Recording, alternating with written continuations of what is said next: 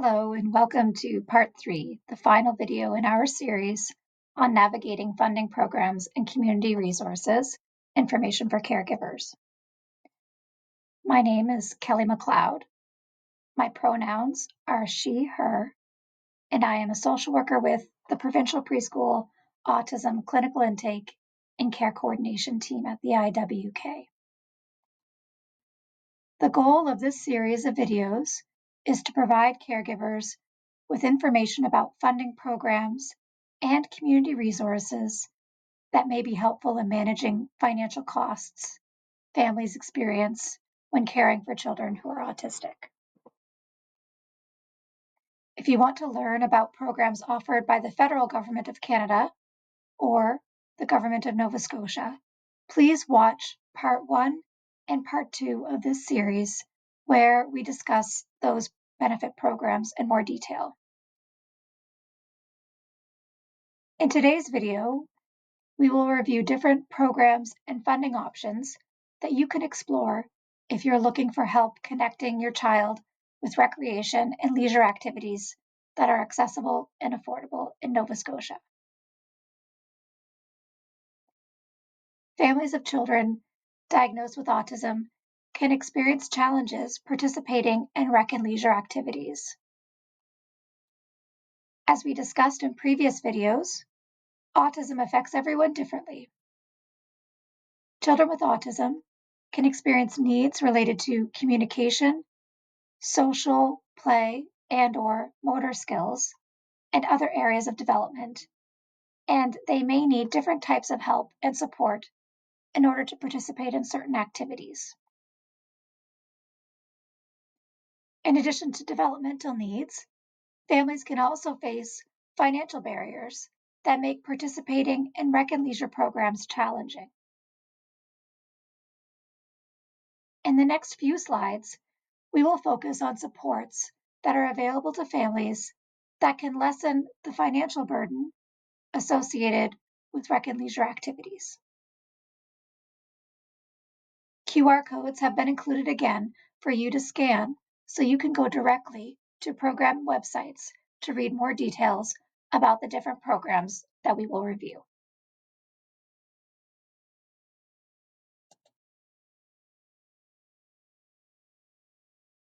People diagnosed with autism have different preferences for how they wish others to refer to them. Some people prefer identity-first language. I am an autistic person. While others would rather use person first. I am someone with autism. In order to respect everyone's different preferences, we will use both identity and person first language throughout this series of videos.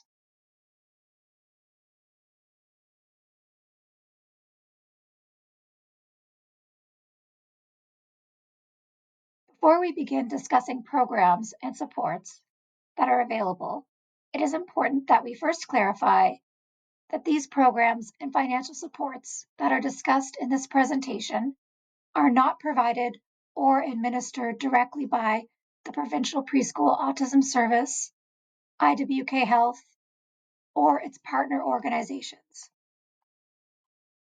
This presentation is for information purposes only and does not constitute personal, financial, legal, or tax advice. Please speak to your bank, financial supports, Canada Revenue Agency, and similar professionals for advice about your family's specific situation. The purpose of these educational materials is to support you to understand available resources and help guide you through the application process when possible. PPAS and our partner organizations do not make decisions about program approval or eligibility related to the resources that we will discuss. Please consult appropriate service providers for the most up-to-date information on all programs reviewed.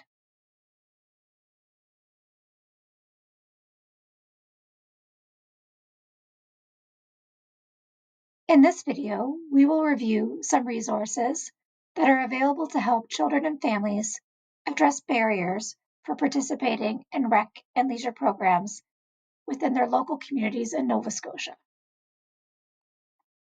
The resources we will review offer different types of support, including individual grants, low-cost and free recreation programs, lending libraries, free equipment rentals, and additional navigation support for families. Some specific programs that we will discuss in this video include Canadian Tire Jumpstart, Kids Sport Nova Scotia, and Easter Seals Nova Scotia. We will provide some examples of grants that are available in specific towns and municipalities at the time of this recording across Nova Scotia. And we will briefly review some resources specific to Acadian and Francophone families. As we have done in part 1 and 2 of this series, we will briefly review who families can connect with if more support and help is needed to navigate these resources and programs.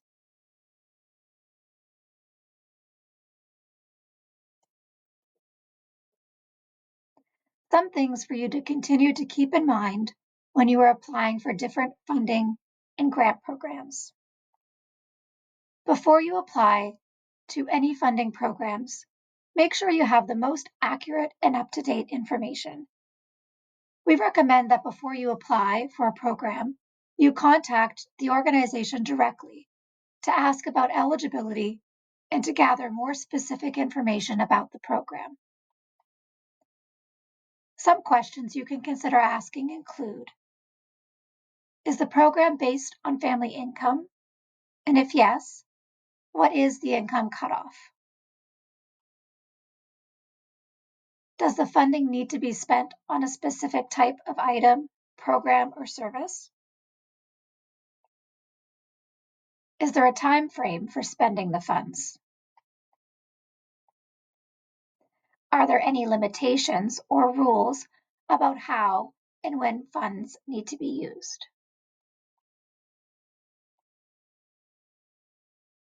Do I need to complete an application form? And if so, where can I find that form?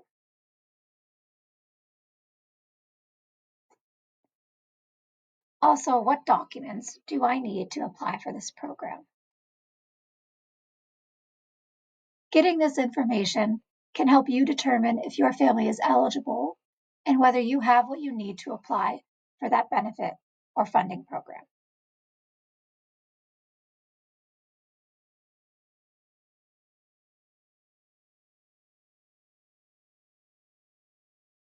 Canadian Tire Jumpstart provides individual and community-based grants to help reduce financial barriers so children aged 4 to 18 years old can participate in sports and recreation.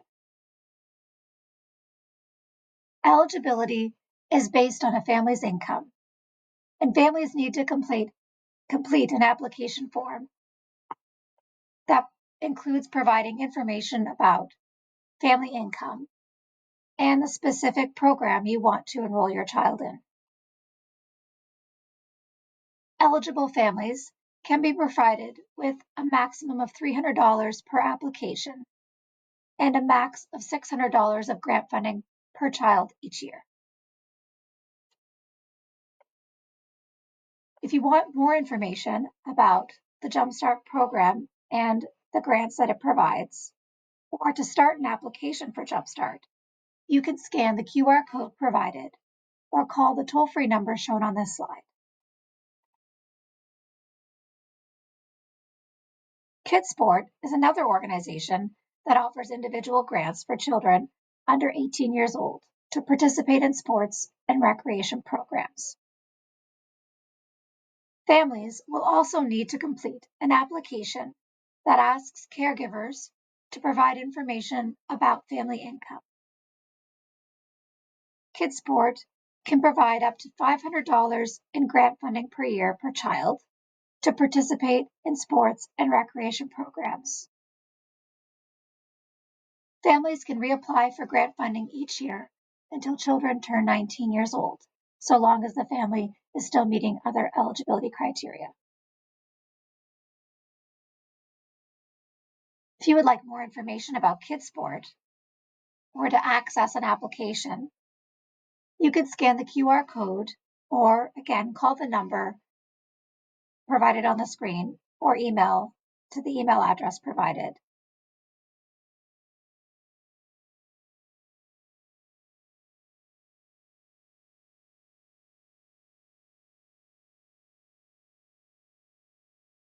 For families residing in the Halifax area, there are funding supports available through Halifax Regional Municipality's Funding Access Program. The Funding Access Program provides financial assistance by covering 50 or 100% of the costs of an activity for eligible individuals. This program, like the others reviewed so far, targets support to families and individuals living in HRM who are experiencing financial barriers to recreation.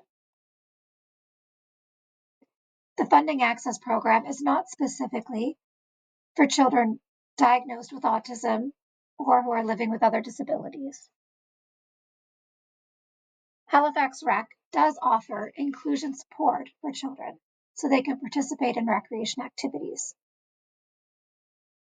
They provide Ready for Rec programs and camps with inclusion support. Families who qualify for the Funding Access Program can use that to help pay for any inclusion recreation camps or programs that they want to enroll their children in. Families can apply online for the Funding Access Program, or if preferred, you can print off an application and drop off in person at your local Halifax Rec Center. To apply for HRM's Funding Access Program, you must be a resident of HRM and provide proof of financial need. For this program, financial need is defined as having a family net income that does not exceed Statistics Canada's low income cutoff line. Scan the QR code provided for more information about HRM funding and the Funding Access Program. You can also call HRM Rec at 902-490-6666.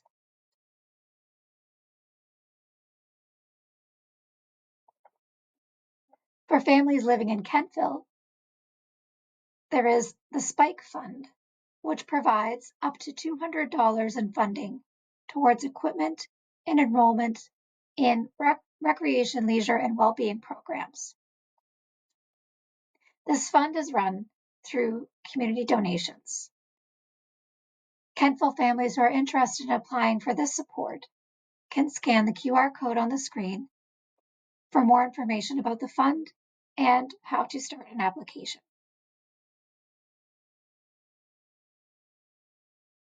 Within the town of Digby, the Active Digby Fund is another local initiative for residents of Digby and provides help to residents experiencing financial barriers so they can participate in sport and recreation. Eligible families can access up to $150 in grant funding to help cover the costs of a child's recreation enrollment fees. Again, a QR code is provided beside the Town of Digby logo on the screen, and this will take you to the appropriate webpage to learn more about the program and how to apply for the grant.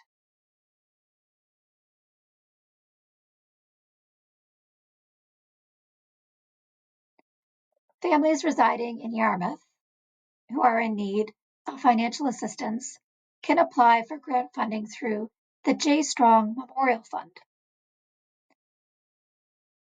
The J. Strong Fund is in memory of Yarmouth youth Jaden Robinson, and it is intended to help reduce barriers so that all children and youth have an equal opportunity to participate in recreation and sports. Families can access up to $300 per year and must complete an online application. Scan the QR code provided, and you will be directed to the online application form and can read more about this grant program.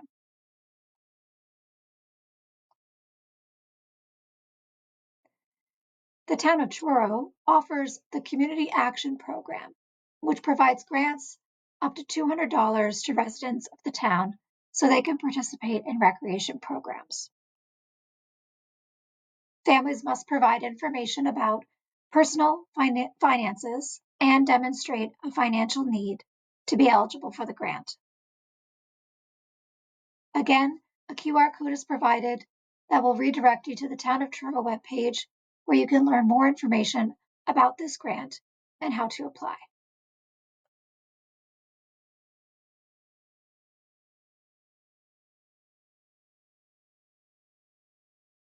If you reside in another community that was not mentioned, please consider exploring what is available to your family by calling your local municipality, town, or village council. You can also reach out to local community and family resource centers who often have information about local support, local financial support that may be available. In most cases, any grants that are available are aimed at helping families who face the highest financial barriers for participating in recreation, play, and leisure programs.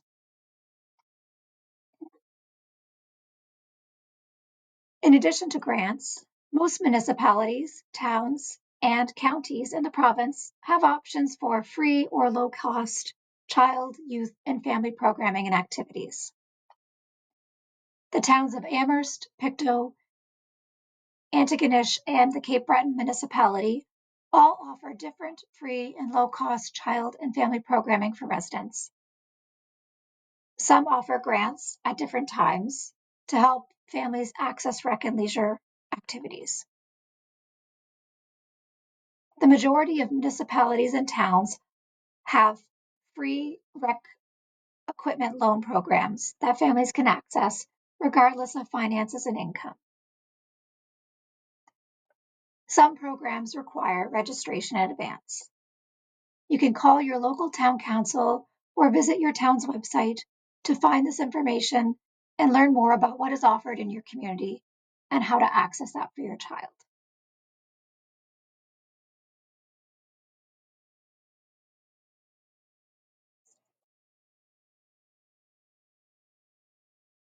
For Acadian and Francophone families living in Nova Scotia, there is the Centre d'appui à la petite enfance de la Nouvelle-Écosse. This organization is connected to early childhood programs throughout the province. There are 5 offices located in the municipality of Clah, Halifax Regional Municipality, Île-Madame on Cape Breton Island, and in the town of Cheticamp. Programs and supports vary across the 5 locations.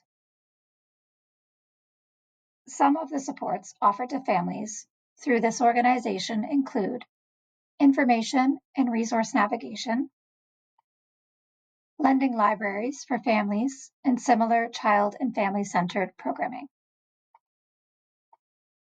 For more information or to contact this organization, please scan the QR code provided or call or email using the contact information provided on this slide.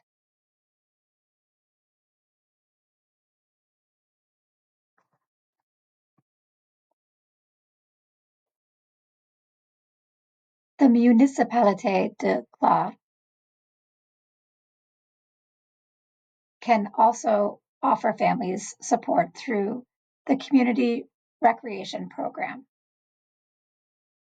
This program provides grants to families and residents to help pay for recreation programs. To learn more about this grant and to complete an application, please scan one of the QR codes provided. The top QR code will redirect you to the information in French, and the bottom code will link you to the same information in English.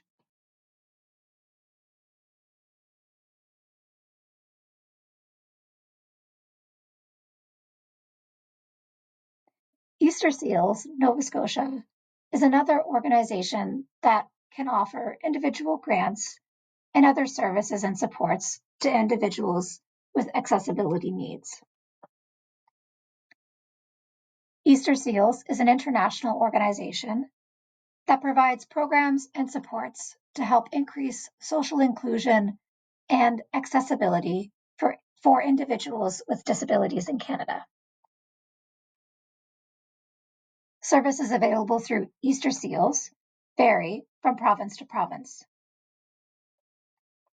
In Nova Scotia, Easter Seals offers the Adaptive Support Fund that provides grants to individuals and families to help them cover the costs of different adaptive items and equipment.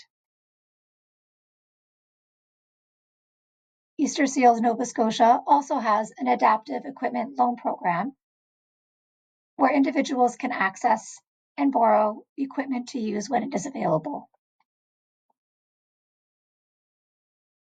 Easter Seals NS also provides education and training programs for people with disabilities, summer camps for older youth and individuals with physical and cognitive disabilities, as well as parasport programs for all ages. If you would like to learn more about Easter Seals Nova Scotia or to apply to one of these programs, please scan the QR code to visit the Easter Seals Nova Scotia website or call the Easter Seals Nova Scotia office at the number shown on the screen.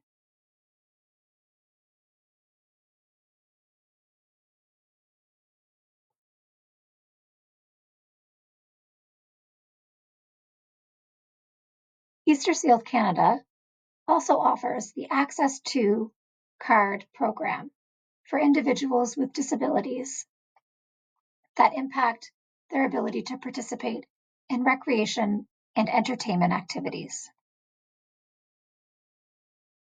This program is available to individuals diagnosed with a prolonged disability who require the help of a support person to attend entertainment activities and venues. Access To cardholders can present their card at participating venues and have the fee waived or reduced for a support person to accompany them. The support person can be a parent, family member, friend, or professional caregiver. Individuals with an Access To card can present it at any province they visit, regardless of being a resident.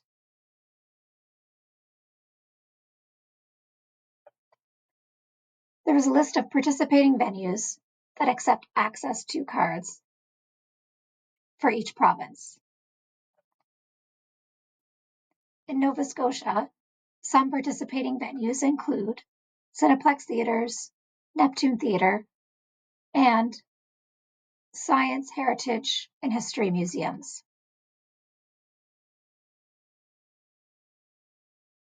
Families of children with autism can apply for this card on their behalf. In order to apply for your child, you will need to complete the personal information section of the Access To application form. You will then need one of your child's medical care providers to complete the service provider section. There is an administrative fee associated with an Access To card application. Currently, at the time of this recording, the fee is $20 for 3 years or $30 for 5 years. After a card expires, you will need to request a new card and pay another administrative fee to have it renewed, but you do not need to complete a brand new application. Scan the QR code provided on the screen to visit the Easter Seals website and to obtain an application for the Access to Card program. You can also call the toll-free number provided for more information.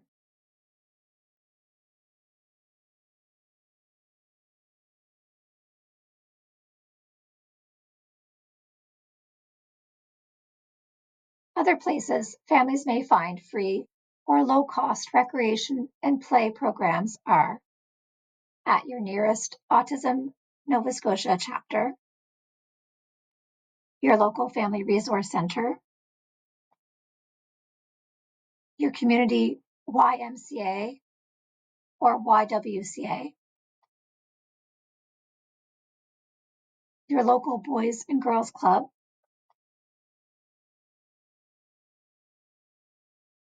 your public library, and if you live in a community that has access to one of the Nova Scotia Health community health teams, you can contact that team to find out what free programming they are offering in your community. Families can also visit the Recreation Association of Nova Scotia website for information about programming they are offering to families in the province.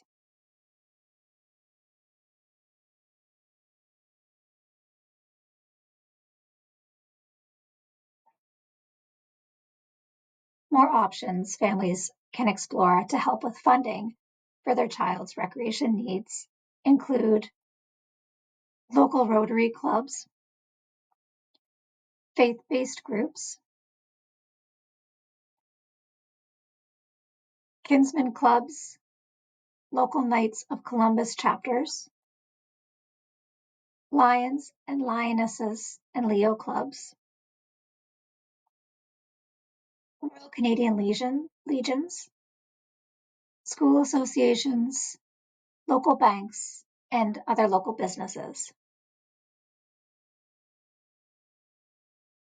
Most of these resources have some funding available at different times during the calendar year to help community members with grants and financial support for different community-based initiatives. Families can sometimes reach out when their child or family has a medical or healthcare need that they cannot meet due to financial barriers. Each group has a different process in place for how to apply and allocate funding. These organizations rely on private donations and fundraising. Ongoing funding for families is not usually feasible or guaranteed. They may, however, be able to help with a specific need or request. Caregivers can contact these organizations directly to find out if they're able to help with their family's specific situation.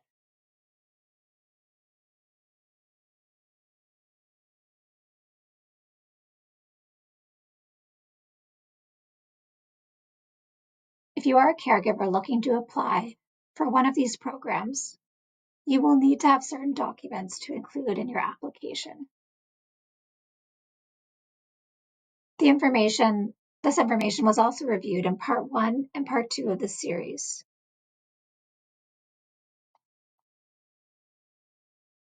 Some documents you'll want to have on hand and consider including in funding applications are copies of your child's autism assessment report completed by a licensed professional, such as a psychologist or developmental pediatrician, your most recent Canada Revenue Agency Notice of Assessment, proof of income, such as a pay stub, a letter from your employer, or income statement, your child's MSI number and expiry date. If you are a family with Indigenous status, you will want to have those documents handy. banking information, any other reports from licensed clinicians who have recently worked with your child, such as occupational therapists or a speech language pathologist. Letters of support from other care providers, community or health navigators, elders, or knowledge keepers may also be helpful with certain applications, depending on what information is being requested. Remember that autism affects all children differently. A diagnosis of autism alone may not be enough for your child to be eligible for programs or benefits that we've described and reviewed in this series. For certain benefit programs, there must be recent documentation of your child's daily life and how it is impaired or presents challenges in activities or daily living.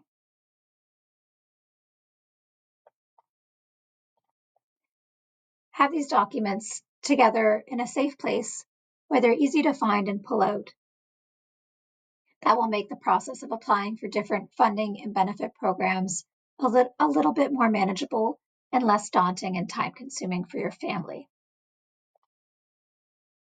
If you need to apply for or renew your child's MSI card, the QR code on the top right of the slide will take you to the website where you can do this. If you are looking for information on how to apply for Indigenous status in Canada, you can scan the QR code included on the bottom right of the slide, and it will take you to the relevant Government of Canada website with information on the process to apply for Indigenous status.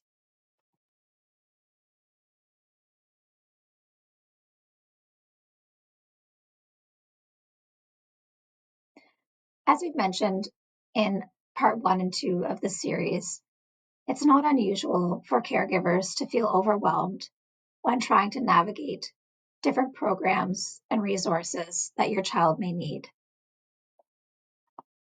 As caregivers, you are juggling a lot, you have a lot on your plates, and you are learning about your child's needs, strengths, and the services that best fit for your family.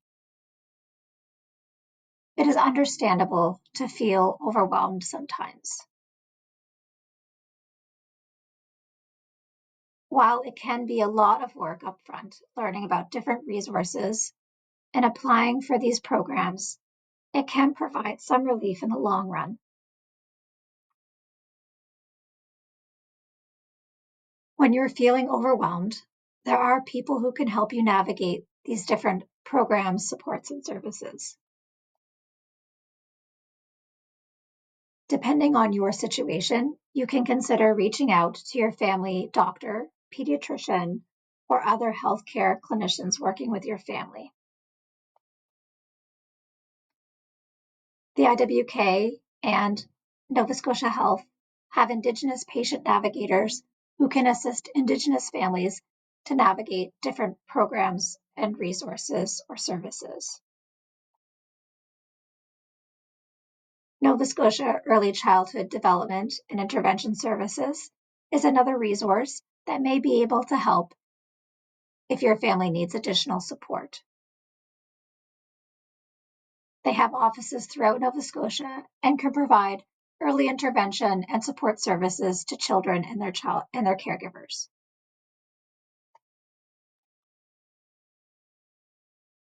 Autism Nova Scotia is also an organization that has offices and local chapters throughout Nova Scotia and can provide families of children with autism with support in navigating services and supports.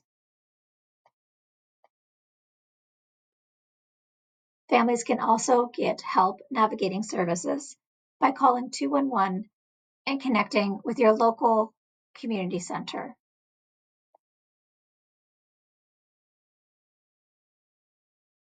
If you are a family who are newcomers to Canada, consider connecting with a local newcomer organization, such as iSANS or the YMCA.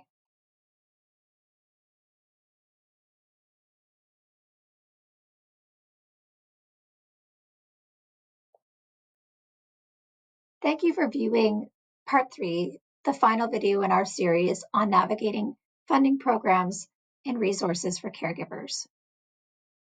I hope this information was helpful and provided you with some ideas for where you may be able to access funding support for your child to participate in recreation, play, and leisure activities in your community. If you have questions or feedback about the information shared in this video, please send these to IWK Preschool Autism Services by emailing us at preschoolautism@iwk.nshealth.ca.